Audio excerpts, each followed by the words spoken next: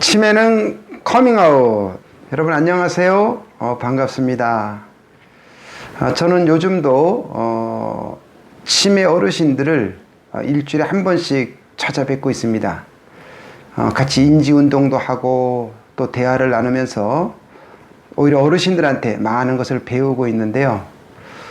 제가 찾아뵈면서 이제 몇몇 분들을 뵙는데 그 중에 한 선생님이 하시는 일에 대해서 매우 만족하세요. 그리고 너무 기뻐하시고 보람을 느끼신다고 해서 제가 여쭤봤더니 노인 돌봄 서비스 일을 하신다는 거예요. 더 구체적으로 말씀드리면 노인 생활 지도사입니다. 혹시 들어보셨습니까? 오늘 처음 듣는 분을 위해서 이 강의를 준비했고요. 이게 이제 뽑는 때가 시즌이 되어서 제가 조금 도움이 되고자 이걸 했으니까 강의 멈추지 마시고 끝까지 들으시면 아마 도움이 될 거라고 생각되어지고요. 되시면 쉽게 제가 설명해 드릴 테니까 이제 제가 말씀 다 못 드리는 거는 다시 검색을 하셔서 보시면 어떨까라고 제가 먼저 제안을 드립니다. 자, 그러면 노인 돌봄 서비스는 도대체 어떤 제도냐?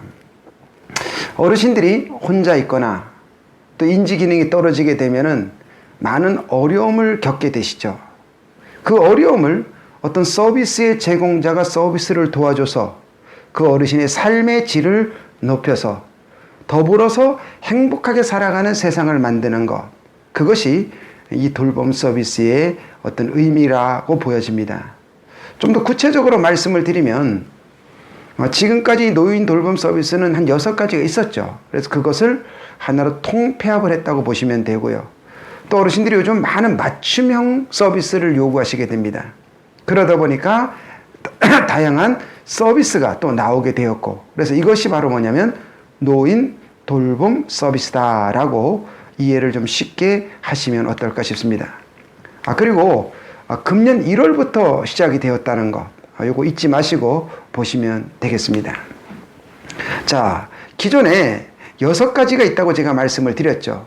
노인 돌봄 기본 서비스에서 단기 가사 서비스까지, 그래서 이런 서비스가 지금까지 계속 제공되어 왔었는데 이런 것들을 갖다 이렇게 소소히 통합을 해서 더 좋은 서비스를 만들기 위해서 탄생한 것이 바로 노인 돌봄 서비스다라고 좀 더 이해를 해주시고요. 그럼 누가 제공을 하느냐는 거죠.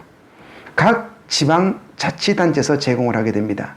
그래서 작년 즉 2019년도까지는 약 2,583개의 어떤 요약 지정을 해서 움직여 나갔고요. 자, 금년에는 이것이 더 많은 일자리가 창출되었겠죠. 무려 26,000개의 생활지원사를 통한 일자리 창출이 됐습니다. 그래서 이 생활지원사가 작게는 몇십 명에서 각 지역마다 몇백 명까지 모집을 하고 있으니까 여러분들이 좀 이렇게 잘 보시면 아마 도움이 될까라고 생각이 되어집니다. 자, 그러면 여기에 합격을 하면 도대체 무슨 일을 합니까? 라는 질문이 많이 오죠. 가장 기본적인 것은 안전지원입니다. 연세가 들고 그러되면 이제 여러 가지 인지 기능이 떨어지고 또 다양한 판단력도 떨어지잖아요. 특히 요즘같이 이제 코로나 같은 경우에는 마스크를 어디에 써야 되는지, 언제 써야 되는지, 뭐 쓰고서 버스를 타야 되는지, 또 어디서 구입해야 되는지 이런 것들을 정말 모르시는 어르신들이 많아요. 이런 기본적인 안전을 지원하고, 또 어르신들이 집에 혼자 있다 보면 어르신 몇 마디 하세요? 그러면 뭔 말을 하나, 한마디도 안 하지. 정말 이런 어르신들 많아요. 그래 가서 하루에 일주일에 한 번이라도 10분, 20분이라도 그 어르신들과 이야기하다 보면 정말 한두 달 지나에 얼굴 색이 바뀌고 그런 것을 많이 우리는 보게 됩니다. 이런 기본적인 안전을 지원하는 일을 하는 것이고, 또 요즘 전화로도 그렇죠. 전화로도 병원에 다녀오셨다는데 괜찮으신지, 약은 있으신지 이런 것을 확인할 수 있고, 또 요즘은 정보통신 기술을 통해 가지고 또 여러 가지 지원이 있으니까 가장 기본적인 안전 지원이다. 그다음에 두 번째는 일상생활을 지원하게 되는 겁니다. 혼자 있게 되면은 다양한 우울증이 나타나게 되죠. 그 우울증은 노인 자살로 연결되는 것도 아실 거고, 또 모든 질병의 시작이라는 걸 아시잖아요. 그러니까 우울증 프로그램이라든가, 또 요즘 치매가 심각해지니까 다양한 인지 프로그램이라든가 이런 것들을 지원하고요. 그 다음에 차량이 없으면 어르신들이 보통 시골 사람은 한 달에 보건소나 병원에 한 2번 정도 약을 타러 가시는 것 같아요. 근데 뭐 택시를 부르기도 그렇고 정말 어려움 겪으시더라고요. 그래서 저도 이제 몇 번 모시고 다녔는데 이런 이동 지원도 하게 되고요.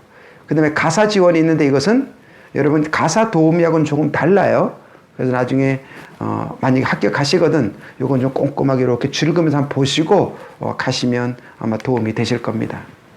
이 밖에도 어르신들을 갖다가 여러 가지 다양한 사회에 참여시키는 활동이 있거든요. 그래서 다양한 사회관계 형성 프로그램이나 생활교육 프로그램에 이렇게 동참을 시키셔서 함께 하는 일도 아마 생활지원사 여러분들께서 하시게 될 겁니다. 자, 그런데 그러면 나는 하고 싶은데 도대체 일주일에 며칠을 나가야 되며 또 하루에 몇 시간을 해야 되냐라고 이제 많이 질문을 오시는데 자, 쉽습니다. 일주일에 5번 몇 시간? 하루에 5시간 되겠습니다. 자, 그래서 시간은 오전 9시부터 2시 반까지 또 12시 반부터 6시까지인데요. 어르신들의 현장 상황 고려해서 현장에서 시간을 잘 조절하시면 큰 문제가 없을 거로 생각이 되어집니다.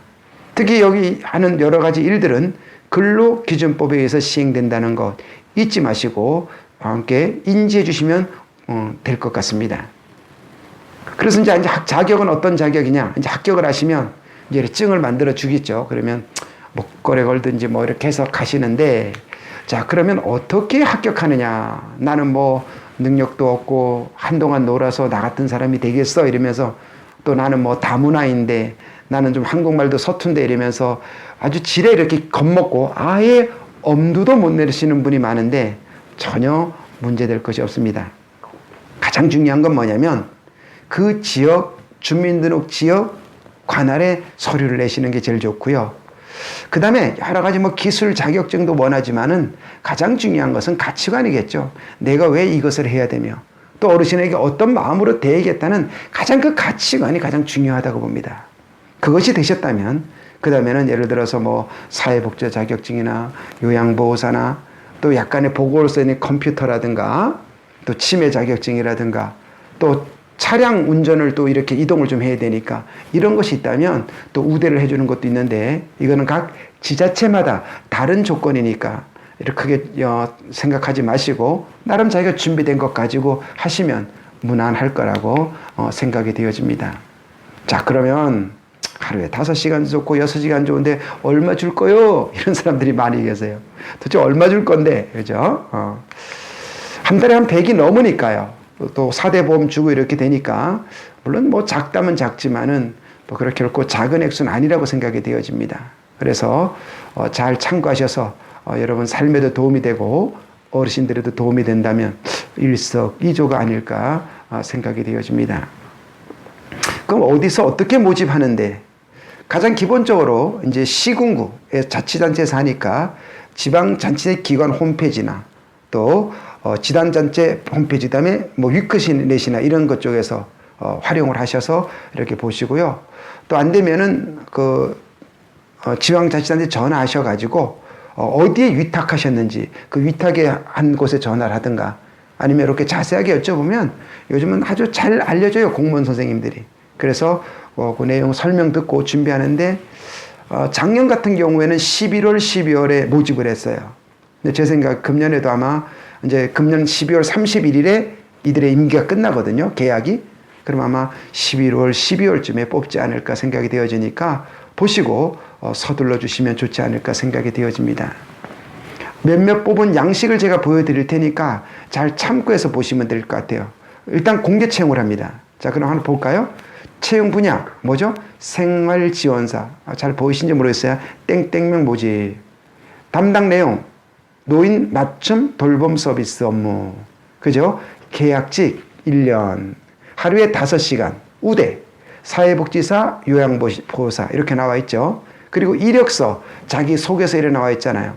뭐 이력서는 쭉 쓰시면 되지만 자기소개서는요. 뭐 나는 무슨 뭐 가정에 다복하게 태어났고 뭐 이렇게 그런 내용보다는 내가 어르신들과의 어떤 관계를 가지고 있고 내가 여기 온 동기는 무엇이며, 그죠? 내가 어떤 기관에서 일을 했단 이런 내용을 쓰시면 아마 최고가 아닐까라는 팁을 제가 좀 드리겠습니다. 급여는 그죠? 노인 맞춤돌봄 규정에 따른 그죠? 사회보험 가입, 뭐 이런 퇴직금 지급 이런 것도 있는데 하여튼 각 기관에 따라 다르니까 꼼꼼히 체크해 보시면 좋을 것 같습니다. 자, 하나 더 보여드릴까요? 자, 공개 채용이죠. 자, 하루 뭐 여긴 8시간 저기 생활지원사 하루 5시간 나와 있죠. 비용 월 얼마 이렇게 나와 있고 계약 기간 1년 이렇게 나와 있죠. 그다음에 여기 한번 보세요. 자, 채용 기준 나와 있죠. 생활지원사 밑에 보세요. 밑에 여러분은 전담사회복지사는 아닙니다. 생활지원사 그죠? 사회복지 요양보호 자격증 우대 또 뭐였죠? 경력자 우대 그 다음에 1905년생 이후 그러니까 65세 이하입니다. 그 다음에 운전면허 우대 등등등 우리 지역에 사는 거 우대 이렇게 나와 있죠. 그래서 이런 것들이 각 지역마다 다르니까 이렇게 참고하셔서 준비하시면 좋겠다라는 팁을 드렸습니다. 자, 그 다음에 그러면 나는 이제 합격을 하더라도 내가 뭐 좀 부족한데 일단 뽑혔다면 여러분들은 자격이 되신 거고요. 또 기본적인 직무교육은 하나하나 꼼꼼하게 다 알려드리니까 아무 걱정하지 마시고 준비하시면 될 것 같습니다. 자, 새로운 일자리 창출로 우리에게 다가온 특히 앞으로 실버 산업은 계속 발전해 나가잖아요. 여러분에게 다양한 어떤 실버에 대한 어떤 또 어르신에 대한 일자리가 창출되고 있고 특히 40대, 50대, 60대까지 여기 응모할 수 있는 일 바로 요 생활지도사 지원사에게 좀 관심 갖고 여러분 준비하시면 어떨까 싶습니다. 잘 보시고 2021년도에 많이 합격하시기를 바랍니다. 치매는 커밍아웃.